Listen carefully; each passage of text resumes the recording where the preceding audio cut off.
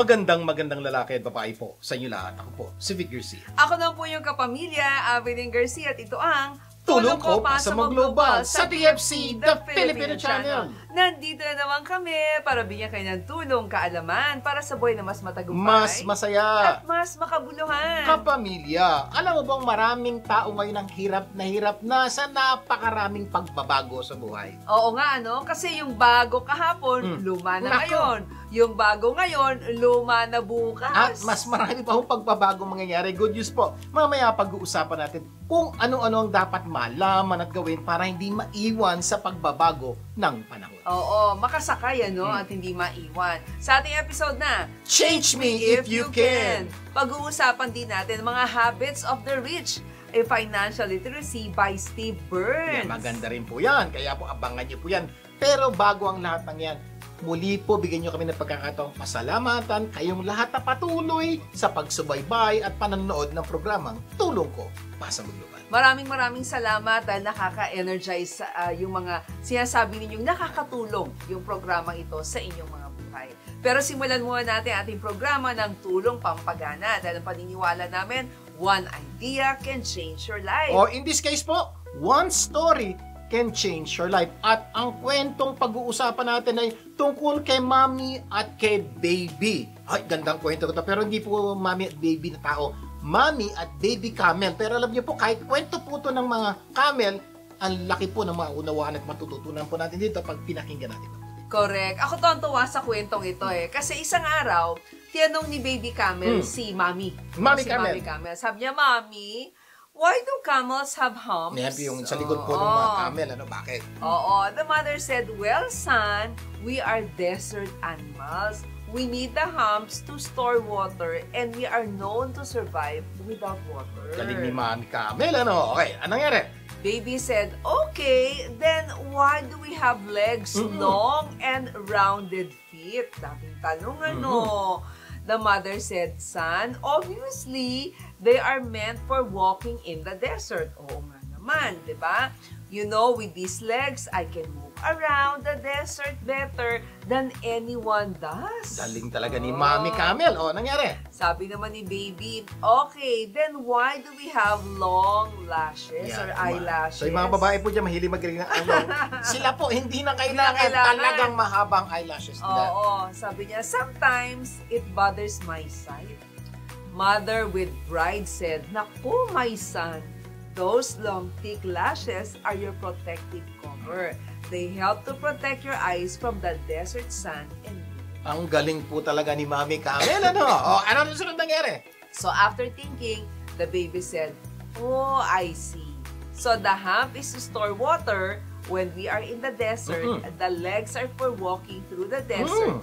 And these eyelashes protect my eyes from the desert. Then, what in God's name are we doing here in the zoo? Ganda po, no? Kung nakuha niyo po ang punto, kinuwento lahat ni Mommy Camel, yung dahilan ba't sila, ba't may hump sila sa likod, bakit mahaba at flat yung kanilang paa, bakit eyelashes nila ay malalaki at makakapal.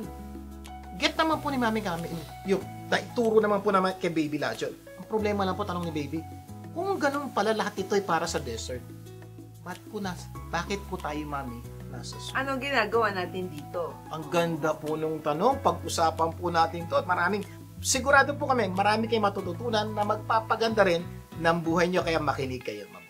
Lesson number 1, everything has a purpose. Totoo po Lahat yan. ng bagay talaga merong ano sa Dahilan. Tagalog ang purpose? Dahilan. Yan. Oo. So, ibig sabihin po, sa buhay po natin, lahat ng bagay may dahilan. Gaya po sa dahilan po ng camel. Okay? May dahilan yung haps niya, may dahilan yung paa niya, may Legs dahilan yung niya. lahat po. Oo. Ganon din po sa atin. Nanay, tatay, lolo, ate, kuya, lahat ng bagay may dahilan. Kaya kailangan alamin natin yung dahilan itong mga bagay na to. Kasi po, sayang naman po itong mga bagay na to na nasa kapaligiran natin kung hindi natin magagamit at hindi natin alam ang dahilan. At saka sa buhay natin, hindi lang tayo dito pinanganak for the sake na para mag-fill in tayo ng space dito sa mundo. But we are here for a purpose. Hindi lang po yung mga bagay na nasa paligiran natin may dahilan, yung mga tao rin nasa kapaligiran natin. Yes. Si nanay, si tatay, si ate, si kuya, si baby, sino pa, si na mother-in-law, si father-in-law, si lolo, si lola, lahat po yan may dahilan. Kaya bilang isang tao pong nilalang, kailangan alamin po natin yung kanilang dahilan para maggamit po natin ng tama lahat ng pinagkaloob sa atin. Yes. And lesson number 2, your skills and abilities are only useful if you are at the right place. Ang Importante ganda yung po lugar. nito. Makinig Oo. kayong mabuti, baka magpabukas ito ng napakaraming oportunidad sa inyong buhay. Balikan po natin si Mami Camel at si Baby Camel. Meron sila lahat nung pinag-usapan, yung humps, yung paa, yung kanyang eyelashes. But sabi ni Baby Camel, Mami, wala tayo sa disyerto. Kaya po, ibig sabihin, lahat nung meron sila, baliwala. Oo. Walang gamit po lahat yon, because ito po napaka-importante. Magagamit nyo lang yung talentong meron kayo o yung mga bagay na meron kayo kapag kayo ay nasa tamang lugar. So, ibig sabihin, kaya palang ganda ang tanong niya, para naman pala sa desert lahat yan, bakit tayo dito sa zoo? 'Di ba? So, mas nagiging effective tayo bilang tao kung nandun tayo sa right place where God wanted us to be. Ito po ang punto. Gaano karami sa inyo inis na sa trabaho niya? Inis na sa buhay niyo. Bakit feeling niyo, mas patalino pa ako sa boss ko eh. Dami kong talent, dami kong galing, pero hindi naman nagagamit. Katulad kayo nung ni Mami Camel at ni Baby Camel. Baka wala kayo sa tamang lugar. Kaya yung mga meron kayo, hindi nyo nagagamit. Baka kailangan bumalik na kayo sa disyerto. Kasi ang tagal nyo nasa zoo. Or baka kailangan kayo magpalit ng trabaho, magpalit kayo ng lokasyon, magpalit kayo ng lugar, magpalit kayo ng gagawin para yung mga kaloob na binigay sa inyo ng Diyos, mapagpapala, magamit nyo. Yung pong application. Oo, parang nandoon ka sa zoo pero dapat nasa tubig ka. 'Di ba? Isda ka O, pala. nandiyan ka sa company A, dapat nasa company B ka. O nasa company B, nasa company A ka dapat. So, nagkaintindihan tayo. Sa mga nakikinig, baka ito na matagal yung hinihintay, nagsasabi, sige na, resign ka na. Yes. Number 3, the greatest tragedy in life is not death, but life without a purpose. Totoo, yan. Karamihan sa atin, parang iniisip natin, pag ang kamatayan isang trahedya.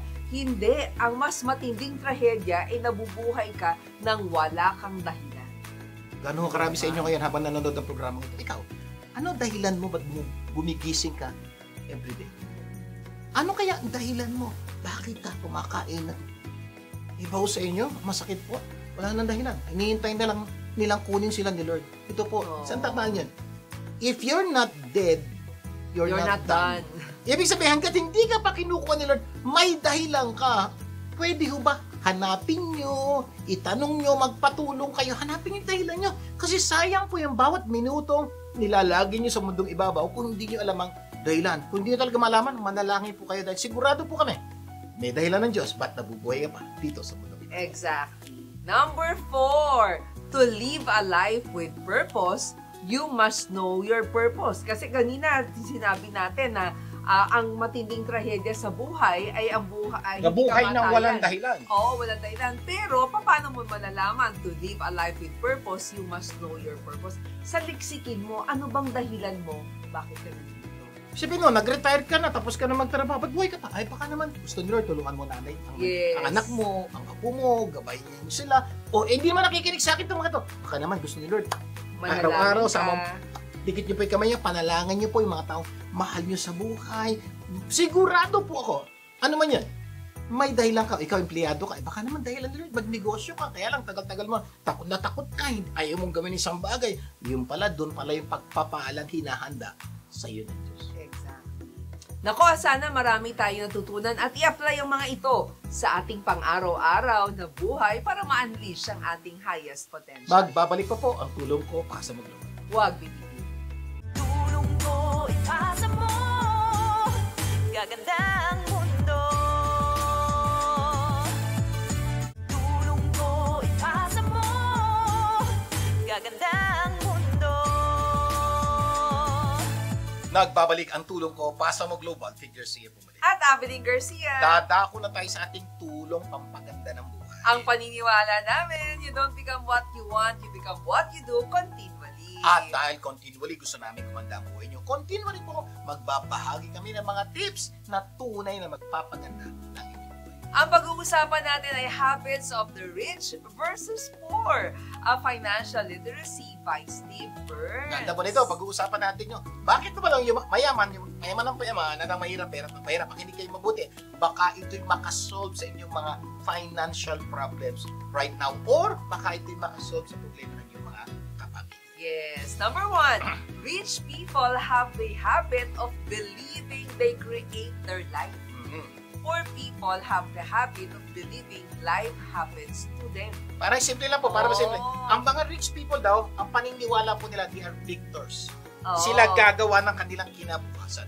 Ang mga may hirap po, ang paniniwala, they are victims. Biktima sila ng pagkakataon, Oo. biktima sila ng boss, biktima sila ng gobyerno, biktima. So kung yan po ang yung paniniwala, biktima, naku, mahirap pa kayo yumaman. Pero kung paniniwala nyo, victor kayo, kayong gagawa ng inyong kinabukasan, ay, malamang. So yumaman parang kayo. ibig sabihin, yung mga rich pala, ang iniisip nila, pinili ko to. Oo. I created this. This life, ako gawa Oo. nito. Pero yung poor people na sinasabi, Ay, hindi ko pinili ito. Nangyari lang to sa akin. Biktima ako lang ng ako pagkakataon. ng circumstance. So, nakita niyo yung pagkakaiba. Oo, growth mindset no versus fixed mindset. Okay, go. Rich people have the habit of creating goals. Yan. Poor people have the habit of letting circumstances control them. Ang mayayaman daw po, merong pangarap, Target. may vision, may gusto Oo. mangyari. At ang medyo mahihirap daw po, ito, kesira-sira. Whatever will be, will be. The future's ours to see. Kesira-sira. Kasi nangyari yun, kaya ito nangyari. So, yun po ang malaking pagkakaiba. Oo, yung mayayaman daw may gustong marating. Pero yung mga mahihirap, bahala na. Number Oo, 3. Number 3, rich people have the habit of thinking big. Yan. Poor people have the habit of thinking small. Ito naman yung pagkakaiba niya. Pag siya, ang mayayaman daw, ay gusto ko magkaroon ng ganito. Bili ng ganito, magawa ito, mag-pick up ang negosyo ng ganito, ito. Yung mga mahirap, ay naku, makakain lang ng 3 beses ang araw, okay na. Hanggang dito na lang. Mapag-aral lang ang makabili lang ng bahay, ng kotse, okay na. Yun po, pero mayayaman. Ay hindi, gusto ko na isang malaking kumpanya. 5 kotse, 10 bahay. Ay, ganun po daw yung pagkakaiba dito. Kaya kung medyo napupunta kayo sa kabilang side, magbago na po Pero kayo si- ng pag-iisip. Ang marami na nagsasabi, they can start small. Pero, they think big. No? Mas malaki, Mali mas po yung sinimulan, malawak. pero Oo. ang tinatanaw po, Mas malaki. Wow, ang galing ano? Number 4, rich people have the habit of focusing on opportunities. Yan. Poor people have the habit of focusing on obstacles. Ito yung malaking problema. Pag may nangyari, sabi nung poor, sinabi ko na nga, ba't dapat din natin ginawa ito? Hindi mo, laki ng problema. Dati wala naman tayong problema, nagka-problema tuloy tayo. So yun po yung mahihirap, yung mayaman. Ka-problema. Ay naku, ano kaya pwede natin gawin para masolusyonan ito? So, sa mayaman po, pagtingin niya, may problema, solusyonan. Yung mahirap, pag may problema, naku, dapat din natin sinimulan ito. Mali. So, natitigil po sila doon sa obstacle, ay hindi nila kumilos. Yung Oo. mayaman, yung obstacle, hahanapan ng solusyon. Kaya yung mayaman. Naalala ko yung kwento ng isang may-ari ng sapatusan. Sabi niya, pumunta kayo doon, nagpadala ng 2 salesman, pumunta kayo doon sa lugar na yon. Tignan nyo kung mayroong opportunity yung ating negosyo. Sabi na mahirap, ano Oo, nangyari? sabi na mahirap, ay nako, boss, walang nagsasapatos doon, wala tayong negosyo. Patay negosyo Oo, natin. Pero sabi nung yumaman, Isip sabi niya, yaman. boss, walang nagsasapatos doon, ang dami nating mabibenta. Parehong problema, Oo. iba po ang perspective, kaya isa yumaman sa naghirap. Yung isa Number 5. nakatutok sa oportunidad, yung isa So, sa obstacle. number 5 tayo. Number 5, rich people have the cut. Number 5, rich people habitually model other wealthy and successful people. Poor people resent and are jealous of wealthy and successful people. Ito ang ganda po. Ang mayayaman po, inaaral, inaalam, yung buhay ng mayayaman. Dahil Paano kaya sila yumaman? gusto no? po nila i-pattern yung buhay nila sa mga to. Mahirap po. Ito masakit. Ay nako, kaya lang yumaman yan eh. Kanyan eh.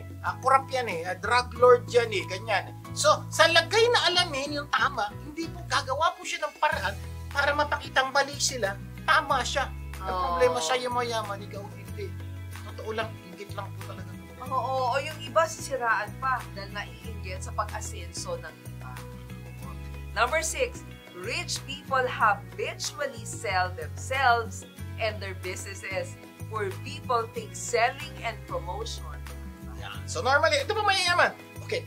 Ay, mo may produkto to. Ang ganda-ganda. Pwede mong gamitin to. Ganyan.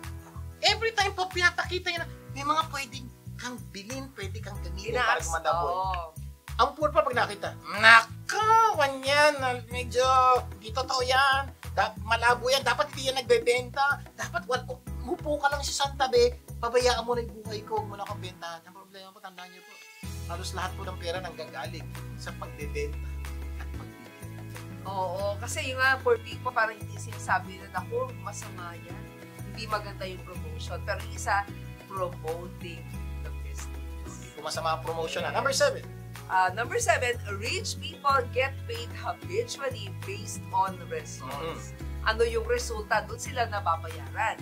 Poor people choose to get paid based on selling their time. Totoo po, laki po nito. Negosyante. Negosyante, yung isa eh. wala siyang pakialam kung ilang oras ang binigay niya sa trabaho. Ang importante, ano ba yung naging ending?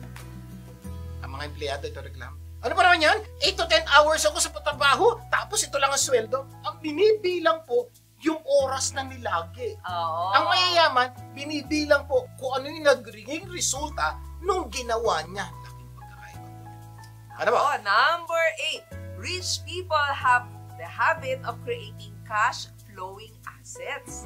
Poor people have the habit of being their employer's cash flowing assets. Basic difference sa mayaman na mahirap. Ang mahirap po, normally, umaasa po sa income na sweldo. Oh. Normally po, mayaman, umaasa po sa multiple sources of income. Okay, Pareho rin naman. Kaya lang, di lang sweldo yun. Ano po? Negosyo. Investments. Ano pa? Kung ano-ano pa po pinapasukan itong mga to para madagdagan ng kinikita. Ang ganda po, kaya yung mayaman sila tabi pinagkagalingan ng Oo. pinagkakalit. Kumbaga, hindi lang isa. Hindi lang sweldo. Number 9. Number 9, rich people habitually focus on their net worth and cash flow. Poor people focus on their working income. Yan, Yun yung sinabi natin kanina. Napaka-importante po yung tingnan yung mga bagay. Number 10. Number 10, rich people habitually learn and Ay, grow. Poor people think they already know Nako. everything.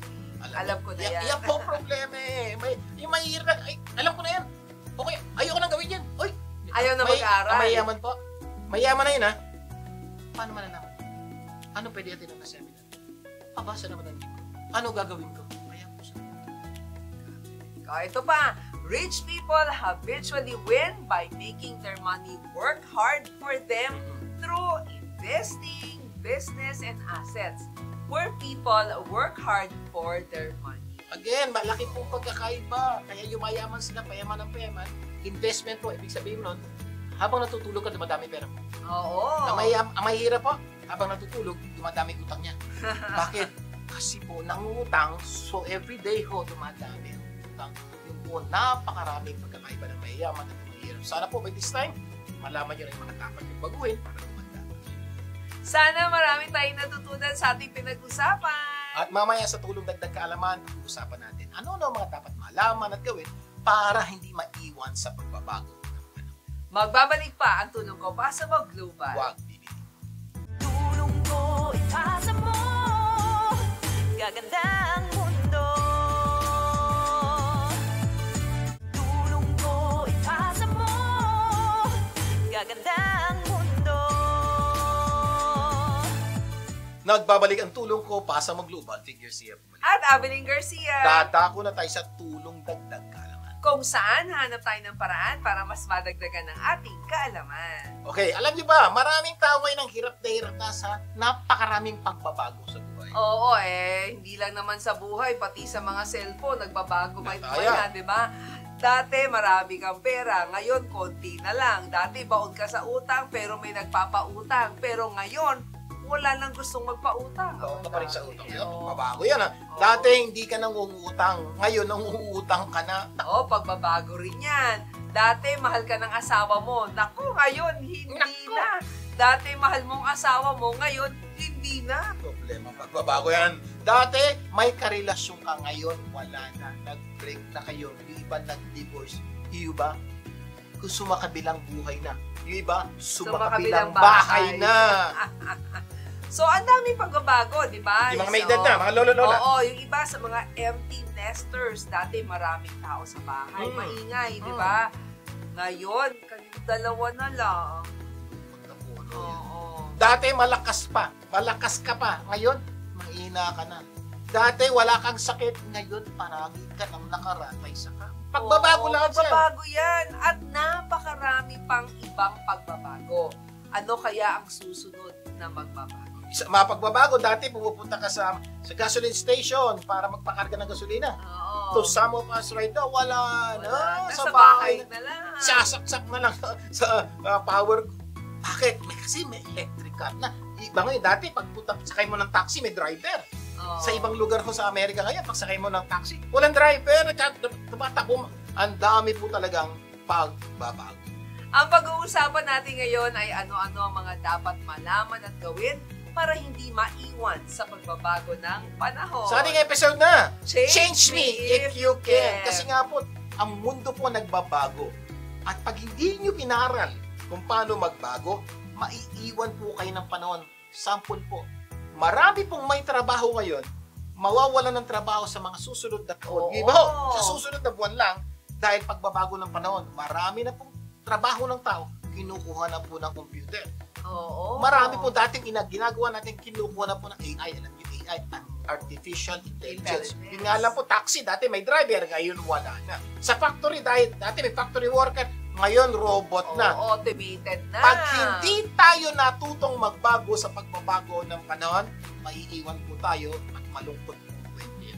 Oo. Ano-ano ang dapat gawin para hindi maiwan sa pagbabago ng panahon? So, dapat isipin natin, number one, change is inevitable. Yan po yung unang-una, ha? Kumbaga, no matter what you think, no matter what you do, things will change. So, unang-una Oo. pong ilagay nyo sa isip niya, ang pagbabago, hindi nyo mapipigilan. Correct. Magbago kayo, hindi kayo magbago Magbabago. pa rin ang mundo. So, ang punto po, tanggapin nyo na yun, huwag nyo nang labanan.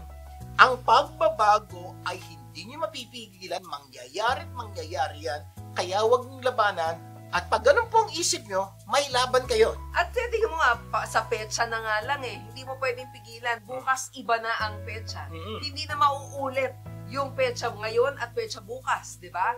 Sabi nga ni Brenda Paul, season comes and goes. Sceneries change over time. Nothing stays the same. Should we be revised? Of course, it's necessary. All are due for change. So, yun po kailangan, tanggapin nyo, unang-una po sila, tanggapin nyo, magbabago ang mundo. At sa pagbabago ng mundo, change can make us cry. Yeah, Diba? yeah. Change can make us laugh. Diba? Diba? Sometimes change is death. Sometimes change is life. Kasi anong changes na? Isa na walang tayo ng mahal sa buhay. Kailan nagiging changes like, may bagong Bagong batang membro. miyembro, pamilya niyo, nag-asawa yung anak mo. So, ang punto po, lahat po yan, pagbabago. Na, pag nilagay po natin sa isip natin na, tatanggapin ko na to, Yes. hindi ko na ito lalabanan, malaki po ang posibilidad na hindi kayo mag-iwan ng panahon at baka maging mas maganda pa ang buhay niyo dahil sa pagbabago. At ang pagbabago ay parte na ng buhay. Araw-araw may nagbabago. At kahit ano ang gawin mo, may magbabago. Magkaka-wrinkles ka. Diba? Puputi buhok mo. Magbago ka o hindi, magbabago pa rin. May magbabago. Kaya tanggapin natin ang pagbabago. So, ito po, unang tip ha, kung gusto niyo magbago sa pagbabago ng panahon, unang lagay sa isip, change is inevitable. Wala kang magagawa, magbabago at magbabago ang mga pagbabago. Number Yes. 2. Number 2, change with the changing times. Yan. Magbago sa ano pang Pagbabago changing? ng panahon. ng panahon. So Yun. unang sinaturo lang sa'yo, tanggapin niyo, talagang kasama ang pagbabago sa buhay. But don't stop there. Yes. Step number 2, change with the changing times. Pag nagbago ang panahon, dapat magbago ka. Kasi pag hindi ka nagbago, yung pong sumisira sa ating buhay, dapat tayong magbago. Oo, kasi progress is impossible without change. Oh, yeah. And those who cannot change their minds cannot change anything. Sabi ni Bernard Shaw yan. So, napaka-importante daw po. Yeah. First thing you need to change, you need to change your mind. Ano po yung paglalagay sa isip natin na ang pagbabago kasama sa buhay? Oo. At para hindi ako maiwan, dapat alamin ko yung mga pagbabago sa ating kapaligiran at gawin ko'y dapat kong gawin na pagbabago para makasabay ako sa pagbabago ng panahon. Can you just imagine, no? Kung noon, typewriter ang ginagamit. Ngayon, computer. Kung hindi ka nagbago, nandun ka pa rin. Hindi lang yan. Naiwanan ka. Kung noon, Oo. telepono tayo, telegrama. Can you imagine kung Oo, up to now, hindi ka telegrama. nagbago? Wala ka pang cellphone. Alam niyo yung cellphone? Cellphone. Cellphone. Can you imagine? Wala kang kaibigan, makontak, Oo. kapag-anak, kapamilya, walang FaceTime, walang Facebook. At kung Kawawa mo naman. Ano pa long distance. Naku, ibang klase. Kaya nga, the only way to make sense out of change is to plunge into Ibig it. sabihin plunge, ibig sabihin, Oo, lundakin mo yung tubig. move with it and join the dance. Sabi So, ni Alan yung po Watts dapat yan. nyo to change with the changing time, sumabay ka sa pagbabago ng panahon, sumali ka. Oo. Okay, so, kung pwede, pakisayaw ka sa pagkasama po kasi yun, pag hindi po, masisira. At saka kung kailangan mo ng improvement, kailangan mo mag-change. To improve is to change. To be perfect is to change often. Sabi ni Winston Churchill yan, dapat mas maraming pagkakataon na magbabago. Ibig sabihin, kung gusto nyo na magiging normal ang buhay mo, sumabay ka sa pagbabago ng panahon. Pero kung gusto mo mas gumanda ang buhay nyo, dapat mas madalas kang magbago kaysa sa mga taong nakapaligid. Dagdag pa ni Albert Einstein, the measure of intelligence is the ability to change. Nakita niyo po, dati Wow. po, the measure of intelligence is IQ. Kukuha ka ng exam, pag mataas ang exam grade mo, matalino ka. Yung mga nakaalala, naka-take ba kayo ng NCE? Di ba payabangan tayo nung paglabas ng NCE? Ako 95, 90. Doon po natin nine-measure yung katalinuhan ng isang tao. Noon yun. Nagbago iba na na panahon. ngayon. Si Einstein na po, isa sa pinakamatalinong tao sa buong mundo. Sabi niya, the measure of intelligence is your ability to change with the changing times. Kung ikaw, magaling ka magbago, sumasabay ka sa pagbabago ng panahon, maganda buhay mo. Kung ikaw, hindi ka sumasabay, mapag-iiwanan ka ng panahon. Sa aming pagbabalik, tutuloy natin ang ating kwentuhan. Magbabalik pa po ang tulong ko para sa maglubad. Huwag bibitiw. Tulong ko, ipasa mo. Gaganda ang mundo. Tulong ko, ipasa mo. Gaganda ang mundo.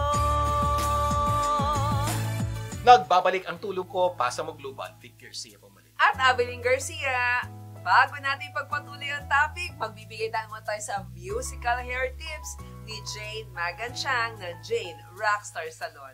Jane! Hey, just a little reminder. Wash your hair with cool, cool water. Stop washing your hair with that hot temperature. Oh, why? 'Cause you're burning your cuticles. You're burning your follicles. So I say, please wash your hair with cool, cool water. Oh, cool. Oh, cool. Wash it cool.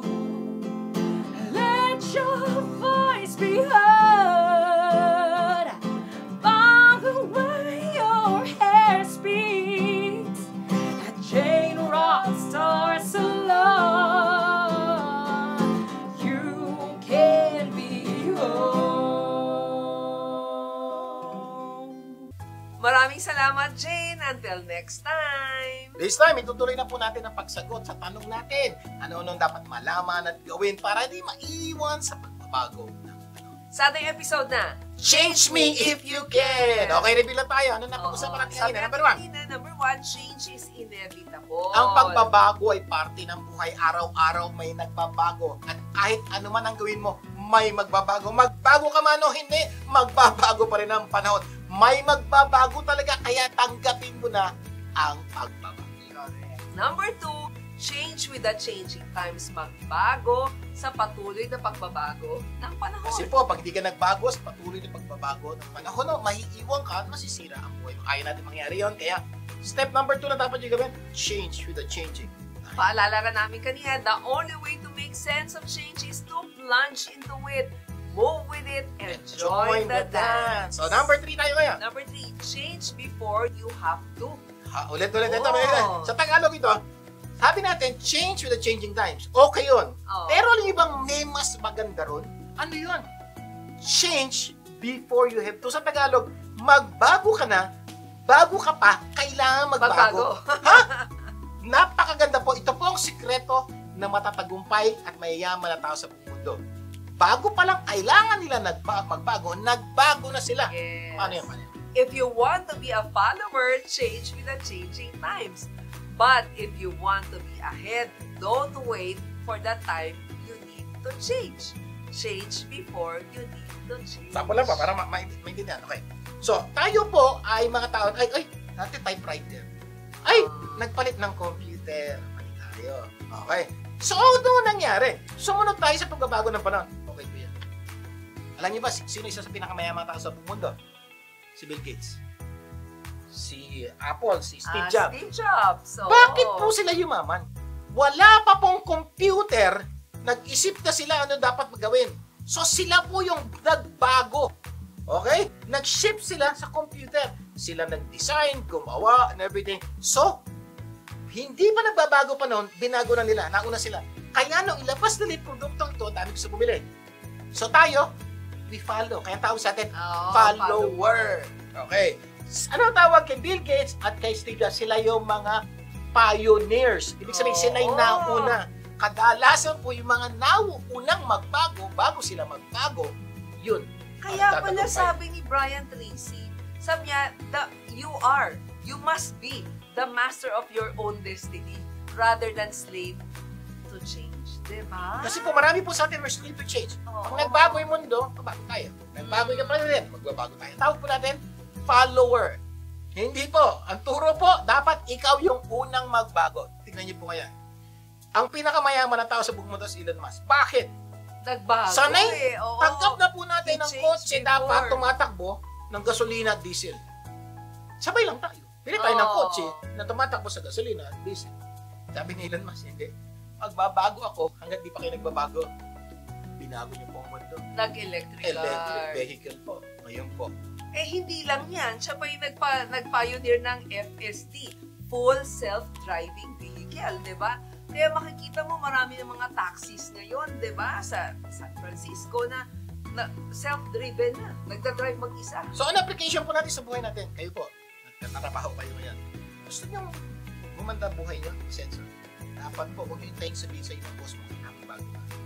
Huwag mo hintayin ng mga opisina mo magbago. Hindi po, ngayon pa lang, hindi pa sila nagbabago. Unahan mo na. Magbago ka na.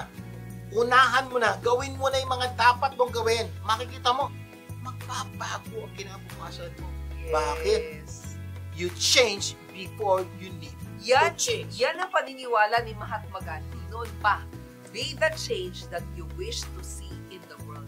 Huwag mong asahan yung pagbabago ng iba. Ikaw mismo magbago. Be the change. Sa mga may karelasyon yan, kumisan po, kaya po hindi maganda ang buhay natin.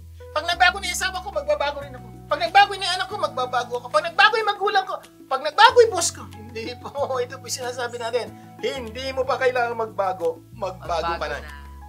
Promise, gaganda ang mga buhay mo sa karelasyon mo. Maayos sa relasyon mo sa asawa mo, sa anak mo, sa boss mo, sa magulang mo. Bakit?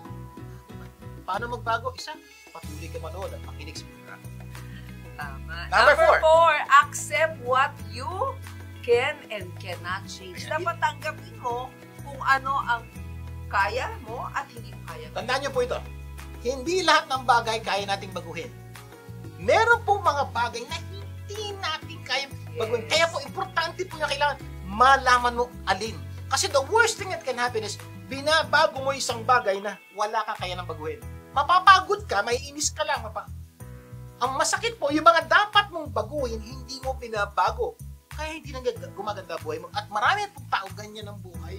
Kaya po hindi umaayos. Paano yan? Yes, kaya nga, di ba? Pero may mga bagay naman, pagkakataon na hindi mo pwedeng baguhin. Isipin mo rin yan. Kaya may mga taong nahihirapan sa buhay eh.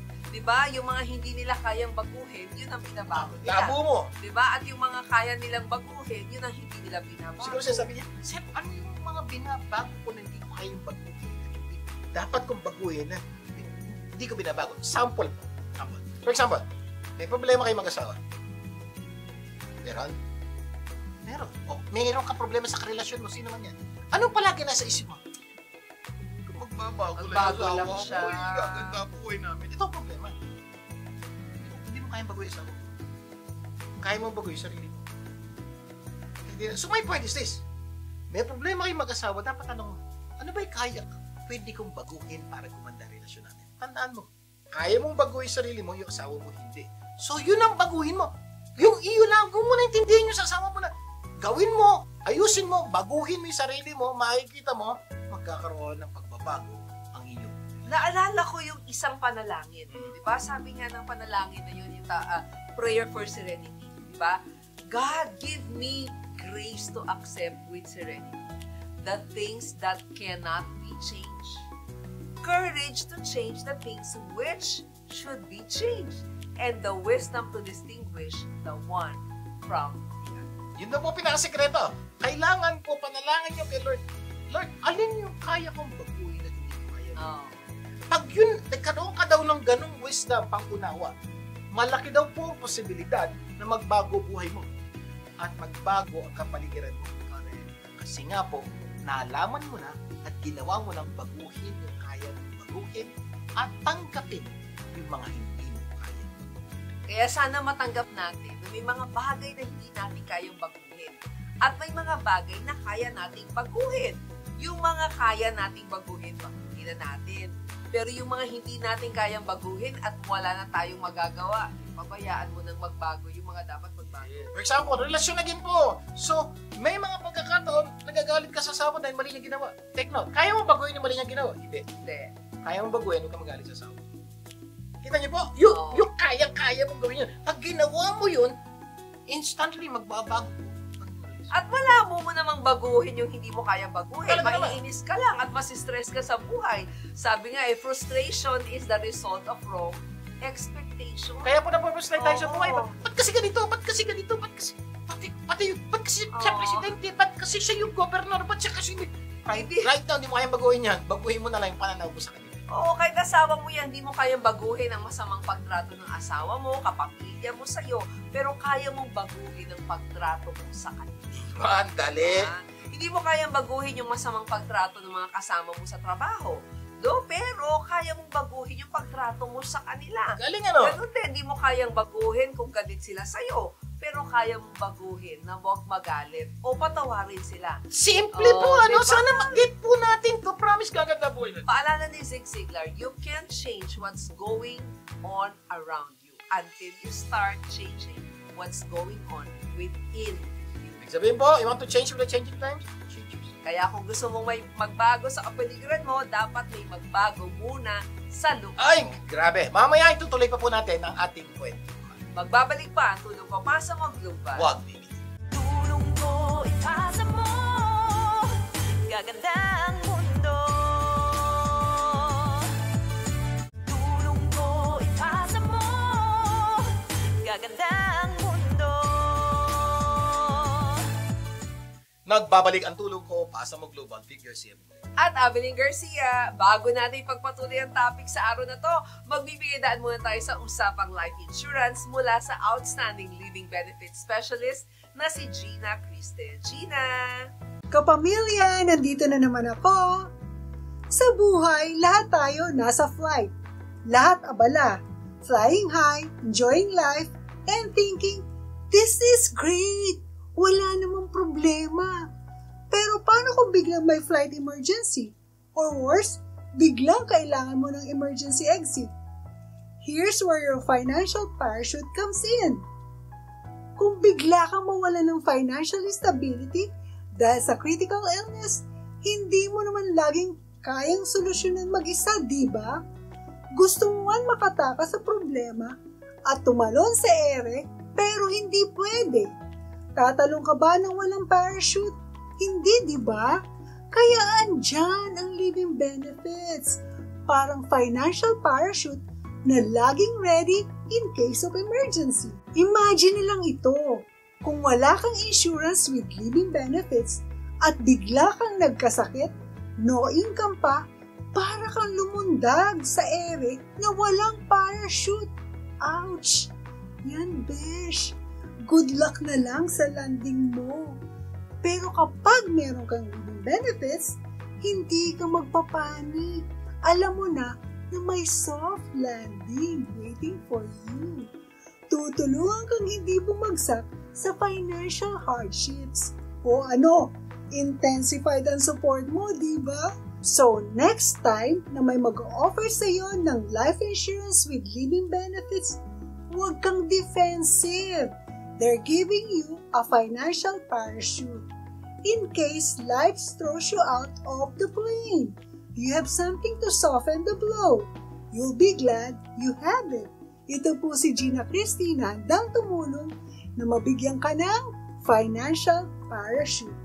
Call or text me at 323-244-9784 or send an email to tulongkopasamoglobal@gmail.com. Until next time! Maraming salamat, Gina! Until next time! Okay, this time, itutuloy na po natin pagsagot sa ating katanungan na ano-ano ang dapat malaman at gawin para di maiwan sa pagbabago ng panahon. Okay, review lang tayo ha. Na-discuss natin. Number 1, change is inevitable. Number 2, change without changing time. Number 3, change before you have to. if you want to be a follower, change with the changing times. But if you want to go ahead and be a leader, change before you need to change. Number 4, accept what you can and cannot change. Sabi nga po ni Zig Ziglar, you cannot change what's going on around you until you start changing what's going on within you. Ganda po, ano? Number 5 tayo. Number 5, change is not good all the time. Ililinawin ko lang po, ha? Hindi lahat ng pagbabago maganda. Correct. May pagbabagong pangit. Kaya hindi dahil bago, tama. For example, hindi dahil may bagong cellphone, bibili ka na. Oh. Bagong kotse, bagong damit. Hindi po. May mga pagbabagong hindi maganda. Kaya nga hindi lahat ng kaya mong baguhin ay dapat mong baguhin. May mga bagay na Dapat baguhin. At may mga bagay na hindi dapat baguhin. Kaya alamin mo kung ano yung dapat baguhin at hindi dapat baguhin. Kaya nga pinag-usapan natin, alamin mo kaya mong baguhin at hindi mo kayang baguhin. Oo. Ngayon, alam mo na yung kaya mong baguhin. Pero hindi lahat ng kaya mong baguhin, babaguhin mo. Dahil may mga bagay na tama na, huwag mo na ibali. May mga bagay na mali, pwede mo itama. May mga bagay na tama, pero pwede mo mas itama. Paano yan? Don't change what God teaches. Yan! Ganda nito! Yan. Dapat ang tama, palaging tama. At ang mali, palaging mali. Kahit ano pa ang sabihin ng iba. Yan po isang malaking problema po natin. Kung minsan po sa pagdating ng panahon, may mga bagay na alam natin tama noon. Oh. Kaya lang, habang nanonood tayo sa pwede naman pala ganyan. Sample, sex before marriage. To most of us, we know, hindi tama yun. Kaya lang, nagawa niya eh. Ganyan ginagawa. Palitan na rin natin, pwede na. Hindi po. May mga bagay na pag mali talaga, turo po ng Diyos yun. Huwag yung baguhin. Dati, dalawa lang ang sex, male and female. Tanggap po natin yan for so many years. Kaya lang, pag takbo na parang, pwedeng male, Dumami na ang A, genders. B, C, D. So, base, yun po nagpa-problem. Yung po, huwag niyong babaguhin. Ang tama, palaging tama, huwag niyong babaguhin. Lalo na galing sa Diyos. Isa pa, don't change your spouse. Alam niyo, naalala ko yung away ng mag-asawa. Eh. Sabi ng babae, nagbago ka na? Dati nung nanliligaw ka, bait-bait mo, ang sweet-sweet mo, faithful ka sa akin. Palagi kang nagsasabi ng I love you, di ba? Ngayon, hindi na. Nagbago ka na talaga. Sabi ng lalaki, hoy, hindi ako nagbago. Bumalik lang ako sa dati. Ngek, ngek, ngek. Pero totoo po yun. Kumisan po, kaya po gumugulong ating buhay. May mga bagay tayo hindi dapat baguhin. Hindi dapat baguhin. Example, dati faithful ka sa ako. Tinuro sa atin ng mga nanay at tatay natin na dapat isa lang ang asawa. But habang tumatagal ang panahon, nakikita mo yung kapitbahay mo, si kumpare, pag may others. At ano po, kung sila pwede na yan, tanggap na yan ng society, kaya okay lang. Ako po, yan ang mga bagay na huwag niyong babaguhin. Dahil yung tama, dapat parating tama kahit ano. Isa pa, don't change what is wise. Di ba? Dati wala kang bisyo. Yeah. Ay ngayon may bisyo ka na. Yeah. Yan ang mga hindi magandang pagbabago. Wise yun, ito katalinuhan eh. Oo. Kung matalino ka, bakit mo uubusin ang pera mo para masira ang buhay mo? Pag-isipin niyo mabuti. Sino yung mga taong umuubos ng pera para magka-cancer? Sino yung mga taong umuubos ng pera para magkasakit? So, yung alam mong katalinuhan, kung mabaguhin. Mali yun. Ano gagawin? Dahil kahit ginagawa ng iba. Dati hindi ka magastos. Mm. Ngayon, ubos parati ang kita mo. Pamabili naman ni lahat naman tao dito sa Amerika. Ipahod sa utang. Okay lang yun. Joint, sama-sama together na kami. Yan ang hindi magandang pagbabago. Eto pa, don't change what is respectful Ayan, nakinig ko or kayo dito. honorable. Di ba? Dati maghalang ka sa magulang mo. Ngayon, hindi yan tinatawag pang first name basis. Ayan. Oo. Maria! Diba? Ito po kasi problema, sir naman sa Pilipinas, dapat magalang po at opo. Nasa Amerika Nasa ka. ibang bansa, Nako. dito naman po tawag nga first name. Pabayaan mo sila kung sino yung gawin nila. Pero ikaw, mami, todo, dito, huwag niyo pong babaguhin yun simply because binago dito. Sample lang po, dati pa, many years ago, batian natin, Merry Christmas, magpasko. Oo, di ba? Ngayon po, Happy Holidays. Naiba. Huwag niyo pong babaguhin yun kasi hindi po tama yun. Merry Christmas po dapat, ano man ang mangyari. Number 6, if you find it impossible to change, know that those that impossible with man is possible with God. Alam niyo, may mga pagkakataon mo, parang hirap na hirap. Hirap mag-aral ng cellphone, ng computer, na ganito. Kami pa. Manalangin ka. Ang hirap pakisama ng mga anak ko ngayon. Di ba na talaga mga bata ngayon? Ang panahon namin, ang mabait ng bata ngayon. Kailangan mag-aral. Pag-aralan mo. Paano ba palaki naman? Gen C, Gen X, Gen Y, lahat ng Gen. Okay? Kasi po, may hirapan ka pag hindi ka nag-aral. At kung isa hirap na talaga ako. Ito po si Panalangin. Put your hands together every day. Pray. At pray niyo po yung mga tao mamahal niyo sa buhay na kailangan bago. Alam niyo, sabi nga ni Jim Rohn, you cannot change your destination overnight, but you can change your direction. Tanda po nito. Ano? Alam niyo po yung buhay mo punta sa baon sa utang. To some of you, itong mga nakikinig po ngayon, alam niyo baon kayo sa utang.